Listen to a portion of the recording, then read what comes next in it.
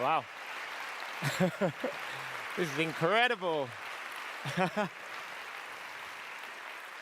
Wow, there's not a lot of people here at all. I shouldn't have turned up. Wow, amazing. Thank you so much for the lovely, warm welcome. This is incredible. What a stage that I'm on. So who's in front of you guys today? My name is Nicolas Hamilton. You probably would have heard the surname Hamilton over the last, I don't know, 15, 20 years. And that is because of my, hang on, I've got to get this right, 7-time Formula One world champion, Sir Lewis Hamilton. But obviously he's not important, right? We don't want to talk about him. We're here talking about me. Obviously I'm the better looking, more mature. So I definitely think you've got the best Hamilton in front of you guys today. So thank you for having me. So a little bit about myself. It's going to be about my story.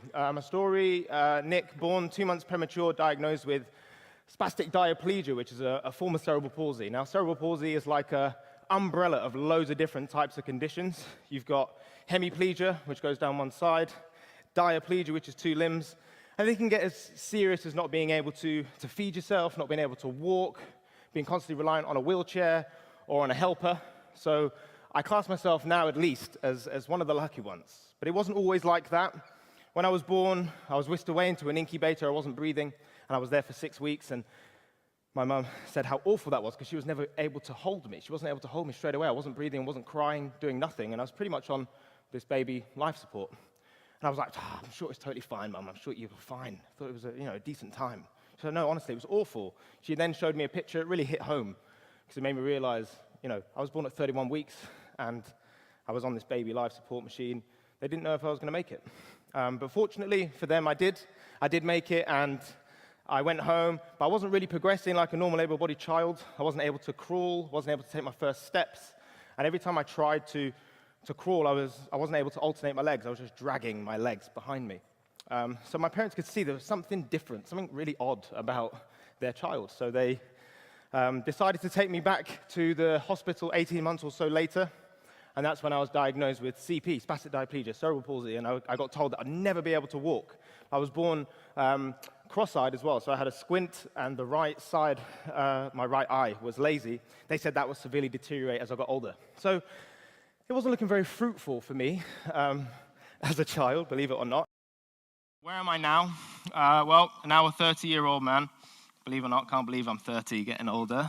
I'm in the pinnacle of British Motorsport, the British Touring Car Championship, as the only disabled athlete in the series. I like to explain myself like a Paralympian in the Olympics. There's no one with my condition, there's no one with a disability racing at the high level that I am racing at. And now, how did that happen? Well, I always wanted to race, and I said to my dad, would you ever put me in a race car? And he said, Nick, I'll put you in a race car when you're strong enough to run away from a race car or a go-kart, which is good enough advice. Now, Lewis isn't here to defend himself, but I always kicked his butt on this game. Right? He could never beat me. He could never beat me. I was so much faster than him, so much better than him. And he said, Nick, you should try racing for real. Why don't you start racing for real? It seems like you got an understanding of everything. I said, well, my dad will say, what happened when you were 7? Remember when you crashed? So I remember I asked my dad, would you ever put me in a real race car? He said, absolutely not. Remember when you were 7 years old and we had this accident? Yes, Dad, but I'm now 17. I've understood my condition a bit more. I've been bullied. I've overcome the bullies. I've overcome my condition more. I'm stronger. Give me an opportunity. So he said, fine. So he called a friend of his that owned a driving school, and now we're in a BMW M4, or M3 for the first time. I'm 18 years old, and the first thing was make sure that I could brake. Don't want to end up in any ditches. And the reason why I crashed when I was 7 is because my left leg wasn't strong enough to hit the brake pedal, which my dad would have noticed with the brake test that failed miserably, obviously. So anyway, I was in this car, and my dad said, he's not going to be very quick, but I just want to give him the opportunity. I wouldn't be able to live with myself if I didn't give him the opportunity. And long story short, I was a second faster than the instructor on my first day. So my dad was like, shit, that sort of backfired slightly on me. And so he took me back 2 weeks later to make sure it wasn't a fluke. And I did the same thing. So my mum's got her heads in her hands. She's like, oh my God, now my son who's disabled wants to race. I've already got another son that races. So my dad's like, I guess you want to race? I said, of course I do, Dad. And he said, fine. And he doesn't do anything by halves. My dad decided to put me in the Renault Clio Cup Championship, which is the toughest one-make series in the UK, and it's just one step below the British Championship, British Touring Car Championship. And so my dad gave me 2 months to get ready. And by getting ready, I mean training and all of the, I don't know, the struggles that I had in my wheelchair, I had to overcome those straight away. So braking is absolutely everything. You've got to push like 90 kilos worth of pressure every time you hit the brake pedal. And I could only push like 5 kilos with my left leg. So I went to the gym every day, 3 hours a day I was in the gym pushing these weights. I got to a point I could push 130 kilos with my left leg.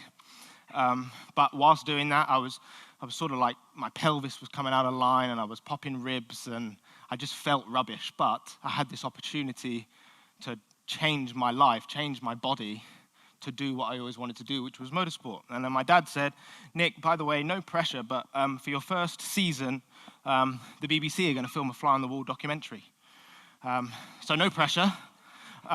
So great, cheers, Dad, appreciate that. So I ended up filming this documentary, right? And I did my first season, and I did a really good job, if I'm honest. I started off at the back, like 17th place, but by the end of the year, I got to 10th out of like 24 drivers, and showing people that you can race against able-bodied people. And then once my documentary got released, it got 2.1 million views on the night, BBC prime time, and it went 50 million views worldwide. And all of a sudden, these people started to come to me, being inspired by what I did. Both able-bodied people, disabled people, parents, kids, adults. And I realized that my purpose, after all these years of not understanding who I was and wanting to cry myself to sleep and understand, why the hell am I a disabled person? What have I got to give? That my motorsport is absolutely everything to me, and I use my motorsport as a platform to inspire others to overcome any situation they feel like they need help with. So after then, my dad said, Nick, it's so expensive, I can't afford to continue you to race, so you have to do it on your own. So he sort of dropped me. He didn't, but he did. And I had to learn to do everything myself. So I basically became a CEO, a marketing director, and a racing driver all in one. And in 2015, I became the first disabled athlete ever to compete in the British Touring Car Championship. In 2020, I became the first disabled athlete to ever score points in the series. And so, I wonder where my bullies are now. I wonder if they're, creating history in motorsport. So I'm proud of that for a start. Thank you.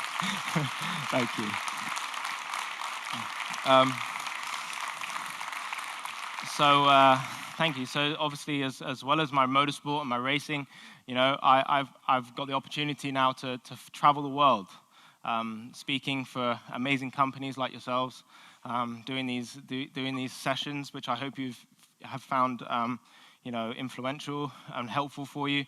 Now, I'm just one person on the stage with a story. Everyone in this room has a story, has what it takes already to achieve whatever they want to accomplish.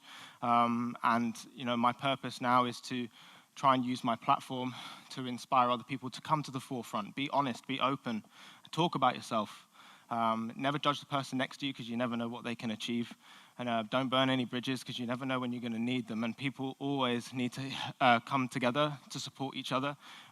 Mental health for me is absolutely everything. I went through a period of time where I preferred to be asleep than be awake. But now I'm so grateful that I was able to go through those dark times to then actually share my story and say, look, one day you might feel like everything's not looking too great.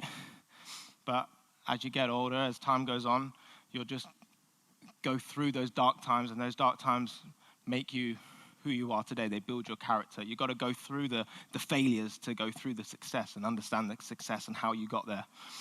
So, as I said, I'm just living my life in the best way I can, and it's been an absolute pleasure. I'm actually on time. Absolute pleasure to speak to you guys today. Thank you so much for the opportunity, and any questions, please let me know. Thank you.